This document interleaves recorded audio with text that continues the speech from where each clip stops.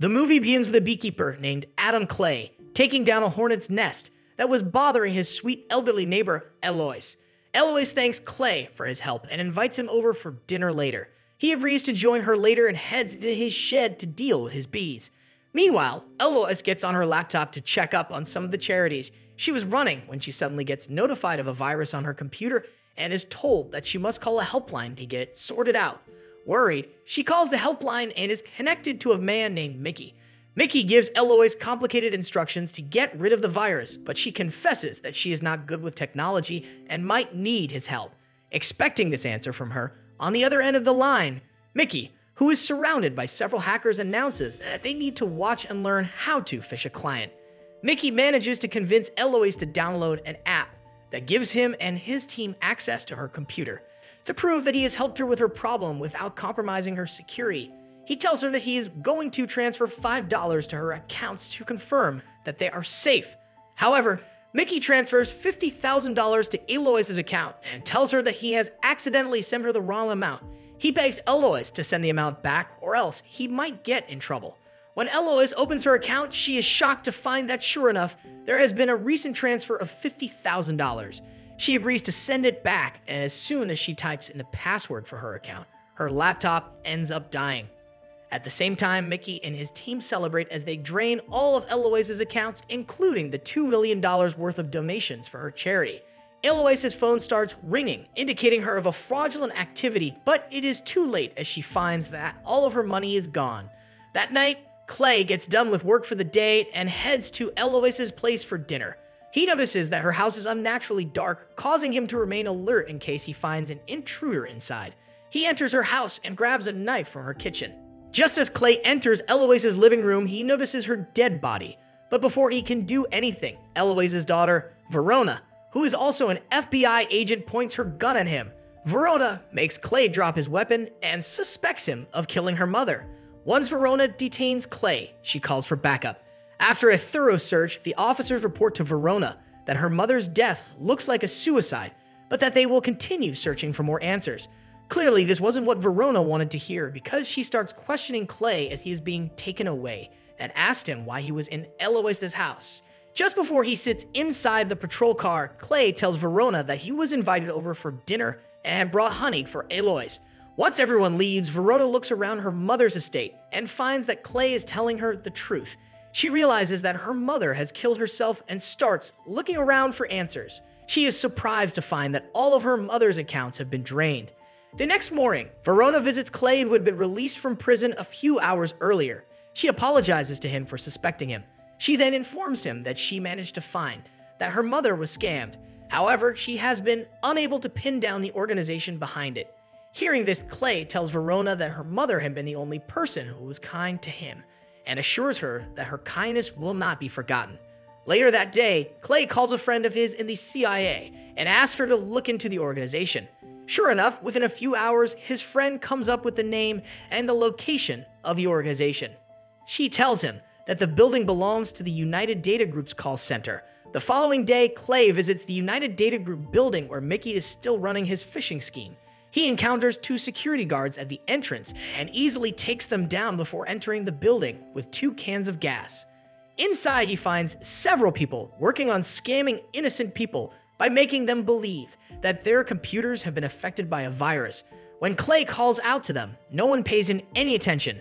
He then grabs a man nearby and smashes his head into his computer, successfully catching everyone's attention. He warns the employees by telling them that he will catch them if they try to scam another person again. To make sure that everyone takes his threats seriously, Clay dumps gas all over the computers. As people rush to get out of the building, Mickey shows up and tries to stop Clay. However, he manages to scare Mickey and orders him to inform his boss that a man called the Beekeeper is after him. As soon as Clay walks out of the building, he detonates a bomb inside, causing the call center to deteriorate in a matter of minutes. Elsewhere, Derek Danforth, the CEO of United Data Group, receives a call from Mickey. He tells Derek about Clay's parting words and that the Beekeeper has managed to destroy their building. Derek instructs Mickey to gather a crew of goons and kill the Beekeeper before he can stir up more trouble for them. He then asked a former CIA agent, Wallace, for his help, but he does not want to get involved and ignores his request. Meanwhile, Matt, another FBI agent, calls up Verona and asks her to show up at the crime scene. He informs her that the building belonged to a group of scammers and that an unknown man had blown their call center to bits. At the same time, Mickey arrives at Eloise's estate with a three-man crew. As payback, Mickey asks the goons to destroy Clay's beehives. Clay, who was anticipating the crew's arrival, waits for them to enter his shed. Just as the men begin wreaking havoc inside, Clay takes all of them down one by one, leaving only Mickey behind. He then cuts off Mickey's fingers and takes him to a bridge. At the United Data Group's crime scene, Verona receives news about a fire on her mother's estate. She rushes there along with Matt, who tells her that her mother's beekeeper might have been responsible for setting the fires. On the other hand, Mickey manages to call Derek and tells him that he has been taken by the beekeeper. Before Derek can ask him anything, Clay drags Mickey out of his van and ties him to another car. He turns it on, and as the car drives off the bridge, Mickey is dragged underwater along with it. Derek is still trying to figure out what is happening when Clay picks up Mickey's cell phone and tells Derek that he is going to find him and teach him a lesson. Despite Clay's threats, Derek does not take him seriously. When Wallace hears Derek mention something about a beekeeper, he immediately recognizes the name. He calls up Derek's mother and informs her about her son's trouble, but instead of offering help, she convinces him to take care of Dan. Wallace calls up the director of the CIA and asks her for her help in dealing with Clay. She assures Wallace that she will be sending a new beekeeper to get rid of Clay. Sure enough, that night, a beekeeper is sent to Clay's location to assassinate him.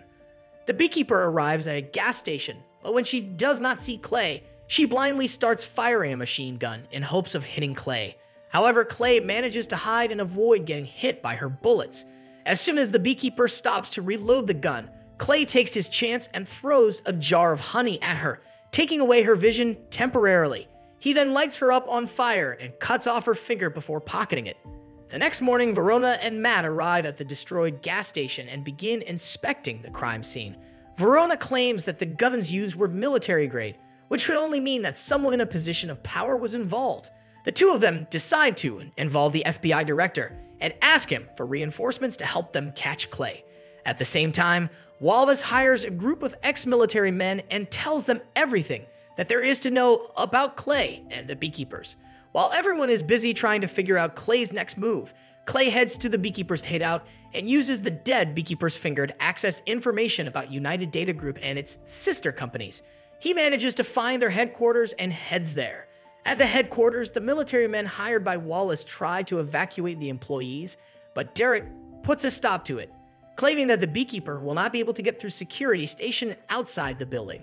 Outside, Clay joins the security openly, catching them off guard. This gives him the advantage to take down all of the men and enter the building. Despite men following him, Clay does not falter in his mission and kills everyone who gets in his way. Soon, he reached the top of the building where the operations were in full swing. Clearly, Wallace had underestimated Clay's skills as he easily swept through all the hired security. He gets a hold of the manager and asks him for more information on Derek. At first, the manager refuses to give up any information, but as Clay continues to torture him, he gives up and spills all of Deke's secrets. Just then, Verona and Matt arrive at the headquarters along with reinforcements. When they encounter Clay, he tells Verona that people involved with United Data Group were responsible for her mother's death. The two agents are shocked to find that the man behind the phishing scheme is none other than the president's son. Meanwhile, Wallace convinces Derek to call his mother and ask her for help. He finally agrees and tells his mother that he's holding a party in their mansion to get away from Clay. As soon as she agrees, Wallace and Derek go to the mansion, which is being heavily guarded by the Secret Service. The heavy patrol does not deter Clay, and he climbs through an old sewer and hides under one of the vehicles. Once he enters the party, Clay discreetly moves around, but Verona catches him. During this, the president sits with both Derek and the FBI director, who reveals the shocking information he had found about the United Data Group. He informs the president that her son had gained the money illegally and then used it to fund her political campaign. The president is shocked to hear this and gets into an argument with her son. Knowing that they are all in trouble, Derek picks up a gun and kills the director. All of a sudden, Clay enters the room after creating chaos outside and distracting everyone. He points the gun at Derek and the president, but before he has the chance to do anything, Verona bursts into the room as well and points her gun at Clay. Since Verona knew that Derek was responsible for her mother's death, she hesitates to pull the trigger. Clay takes this chance to shoot and kill Derek before jumping out of the window and escaping. The movie ends with Clay going underwater and disappearing from everyone's sight.